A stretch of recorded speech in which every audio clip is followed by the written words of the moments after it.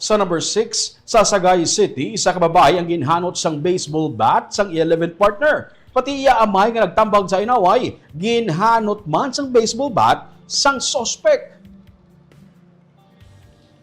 Nakaangkon sa mga seryoso nga pilas ang mag-amay matapos nga ginpanghanot sang steel baseball bat sa Barangay Poblasyon 1 sa Sagay City, Martes sang hapon. Yara karon sa ospital ang mga biktima nga sanay alias Eva, isa ka business owner, kag ang iya senior citizen nga amay. Silang ginpaidalom sa surgery bangod sa naangkon nga mga injuries. Nagwa sa investigasyon nga naglalisay sanay Eva kag ang suspect nga si alias Unel, 47 anyos sa nagkuha ang suspect sa baseball bat kag makapila ka beses kag ginhanot ang biktima sa ulo. Sang makita ini sang amay sang biktima, nagtingwa siya nga magtambag apang ginlampusan man sang suspect gamit sang baseball bat sang makapila ka beses.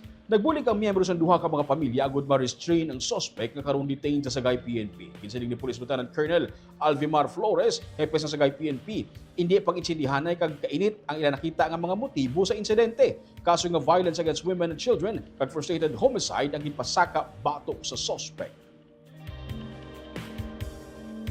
May mga misunderstanding siya sa iya nga partner.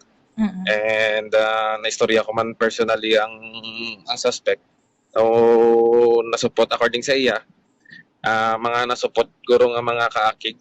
And wala yan naman pong gani ako galingon, but despite that naginulsol man siya. And siya pa ginambalan ko man siya nga kana muna na nga natabo. Makayop siya, pasensya sa partner kay sa pamilya.